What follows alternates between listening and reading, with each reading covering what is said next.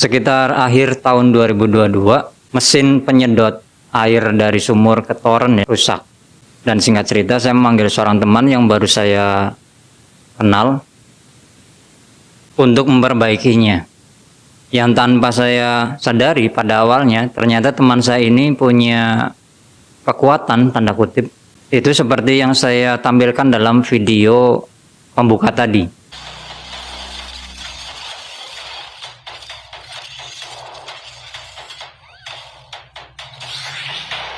Ketika dia mendatangi sumur, tempat sumber air yang diserap ke toren rumah saya, dia bilang di sini banyak makhluk-makhluknya. Di sini angker katanya. Dan ketika dia mau mendatangi tempat itu, dia merapalkan wirid atau mantra atau apa saya nggak tahu, yang dalam imajinasi saya itu seperti Peter Parker tadi ya, yang tiba-tiba seragamnya itu muncul dari menyelimuti tubuhnya, kemudian teman saya ini bisa melihat apa yang tidak bisa saya lihat di tempat itu. Kalau boleh saya memberikan sudut pandang yang lain, sebenarnya apa yang dilihat oleh teman saya itu bukan realitas yang sebenarnya, tapi itu adalah konsepsi yang dibuat oleh pikiran agar bisa membahasakan pada orang-orang yang tidak bisa melihat seperti apa yang dia lihat.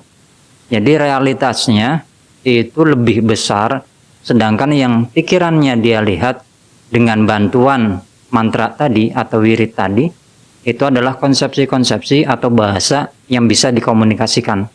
Seperti halnya apa yang akan saya sampaikan dalam video ini. Turun sendiri dia. Akan saya bagi video ini dalam 4 segmen.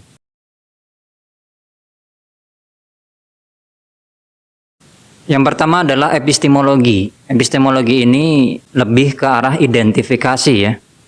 Mungkin juga video ini akan terlalu panjang dan akan saya bagi menjadi 2 bagian.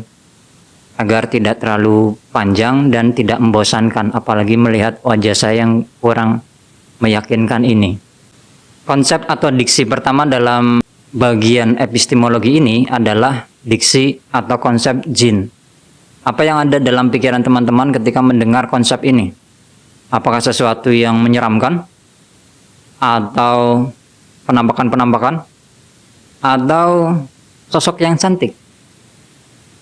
Dalam bahasa Arab, kata jin ini adalah akar kata yang sama untuk menyebut jannah atau surga. Kemudian janin, sosok yang tersembunyi dalam rahim ibu. Kemudian majnun atau gila, orang yang akal sehatnya tertutup atau tersembunyi, mengendap. Kemudian yang berada dalam permukaan pikirannya adalah halusinasinya, hayalannya sendiri.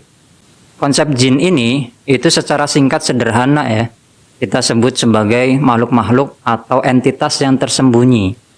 Entitas yang tersembunyi ini banyak sekali dalam hal yang bisa melakukan sesuatu atau punya kehendak sendiri.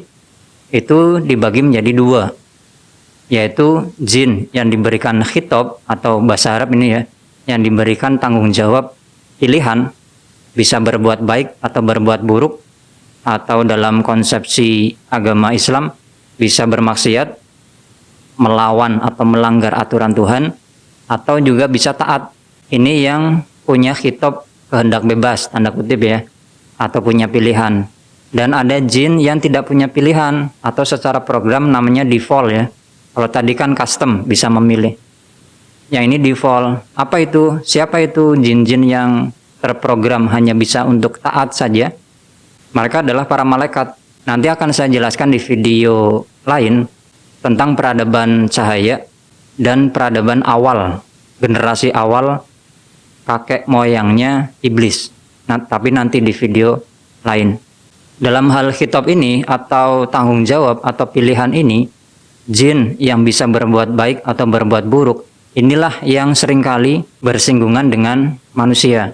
Maka di judul video ini saya sebut sebagai saudara tua manusia. Karena urutannya, kalau teman-teman nonton di video yang ini, 6 peradaban semesta, bahwa jin yang tercipta dari api, nar, atau wujud zat plasma, itu adalah kakak atau tingkatan yang lebih tinggi dari wujud zat cair, gas, dan padat ya, atau wujud zat gas, wujud zat cair, dan padat, atau materi padat. Secara singkat, identifikasi konsep atau diksi jin itu saja, agar tidak terlalu meluas dan tidak terlalu panjang. Diksi yang kedua adalah barzah. Ini konsep dari agama Islam ya, atau alam perantara. Atau kalau misalnya teman-teman nonton di video ini yang saya sebut sebagai tesserak. Semesta atau dimensi bertemunya jiwa-jiwa. Apa beda antara ruh, jiwa, dan nyawa? Ruh itu dari kata roha, riha, ruh. Roha, roh, riha itu adalah angin, udara. Kemudian ruh ini satu wujud zat, yaitu gas. Ruh sebelum dihembuskan kepada manusia itu berupa angin atau udara tanda kutip ya, atau gas. Dan yang namanya angin atau ruh ini itu tidak terbatasi.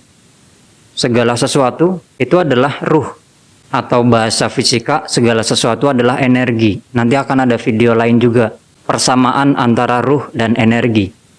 Sedangkan jiwa itu adalah ruh yang dihembuskan pada manusia kemudian dibatasi oleh pikiran indrawi. Jadi ruh yang sebenarnya adalah katakanlah tidak terbatas, katakanlah ya, itu dibatasi oleh pikiran-pikiran indrawi kita, pengetahuan-pengetahuan dari panca indera kita atau 12 indera kita yang dimiliki oleh diri kita, kemudian membentuk jiwa. Maka ketika jiwa ingin bersatu dengan ruh tanda kutip, itu pikiran indrawi kita harus direduksikan, harus dikurangi kekuatannya, atau harus dihilangkan tanda kutip ya. Maka kita bisa bersentuhan dengan segala sesuatu di wilayah tadi, barzah atau tesserak. Apa bedanya lagi dengan nyawa? Nyawa adalah ketika jiwa dengan tubuh koneksinya terputus. Itu yang disebut dengan nyawa. Maka ketika kita tidur, ini ada ayatnya, Tuhan, Allah, itu menggenggam jiwa orang yang sedang tidur. Ada yang dikembalikannya dan ada yang ditahannya. Yang ditahannya inilah yang bisa disebut nyawa. Alam barzah ini, kalau teman-teman baca bukunya Aiko Gibo, ini akan tergambar sangat jelas. Tapi sekali lagi, apa yang pikiran kita lihat, atau katakanlah indera keenam ya, bagi teman-teman yang senang dengan konsep-konsep seperti itu. Ya indera kita kan ada 12, kenapa kita sebut sebagai indera keenam gitu. Sedangkan ada 12, mestinya kan indera ke-13 gitu ya. Intinya kemampuan untuk melihat sesuatu yang katakanlah gaib lah. Karena memang agak sulit sekali untuk membahasakan hal-hal yang tidak bisa dibahasakan. Seperti filsafat bootstrap yang kita pelajari kemarin ya sedikit. Ujungnya itu kita akan membahas realitas yang sangat sulit untuk dibahasakan dengan kata-kata atau diksi-diksi keseharian kita.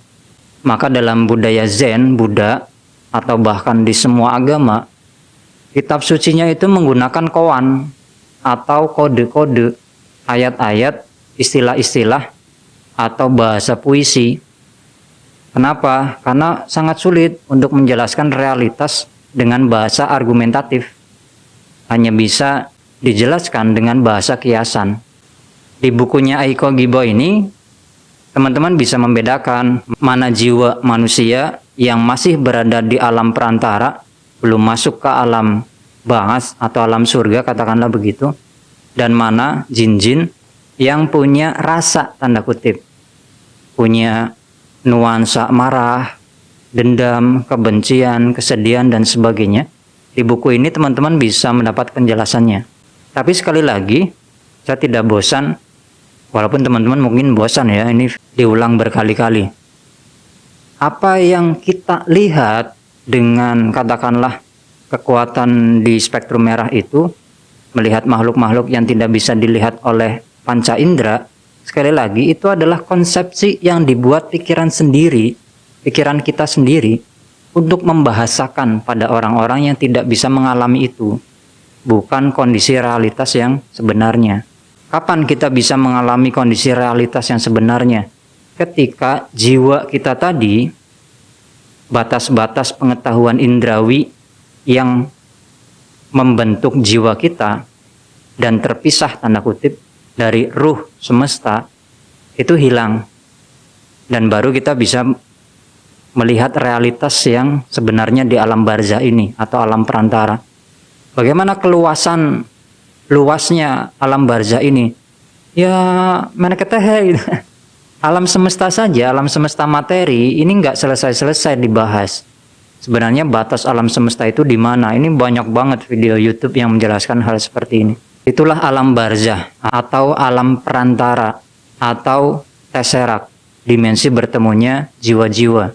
Diksi ketiga di bagian epistemologi ini adalah neraka ya, atau nar. Dalam konsepsi Quran disebut dengan diksi nar, bahasa Arab api, sama bahan dasar dari jin yang diciptakan dari api, mimma rijim minar, api tanpa asap.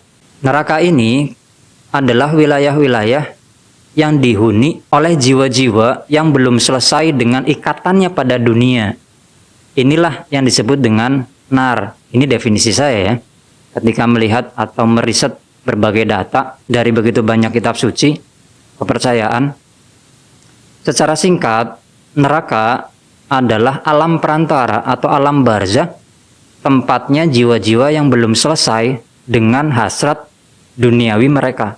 Maka konsep jahanam ini pakai logat atau lugoh ya, balagoh, lisanul Arab, lisan orang-orang Arab. Jahanam merupakan dasar dari sumur yang sangat dalam. Ini hampir sama dengan eternal inflation ya, atau data holografik yang dipancarkan seperti yang saya jelaskan di video ini tentang awal mula semesta, awal mula terciptanya semesta jagat raya. Dan ketika cahayanya diputar 90 derajat, yang paling bawah inilah yang disebut dengan jahanam atau dasar sumur yang paling dalam. Maka ada konsep yang namanya mustaqoro wa muqoma. Ini di surat Al-Furqan ya. Mustaqor itu adalah stabil, konstan. Dan muqoma itu bahasa sederhananya adalah tempat mukim. Ya, ini pakai yang paling sederhana. Tempat mukim atau wilayah yang konstan. Maksudnya konstan gimana? Ini berulang terus-menerus. Ketika tubuh kita hancur, kita akan dibuatkan lagi. Ketika kita sudah mengalami itu, kita mengalami itu lagi, itu lagi, itu lagi. Yang secara fisika itu disebut sebagai causal loops. Hal-hal yang berulang terus-menerus. Dalam bahasa Hindu atau Buddha disebut dengan karma.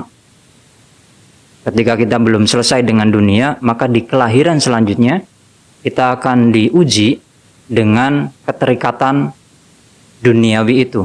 Inilah diksi neraka dalam epistemologi spektrum cahaya merah, bahwa di spektrum cahaya merah ini peluasan wilayahnya sangat amat besar, bahkan melebihi keruwetan dimensi materi atau galaksi-galaksi materi.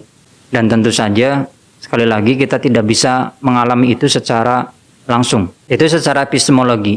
Yang kedua adalah secara aksiologi. Bagaimana cara kita mengaktifasi seperti yang teman saya lakukan itu.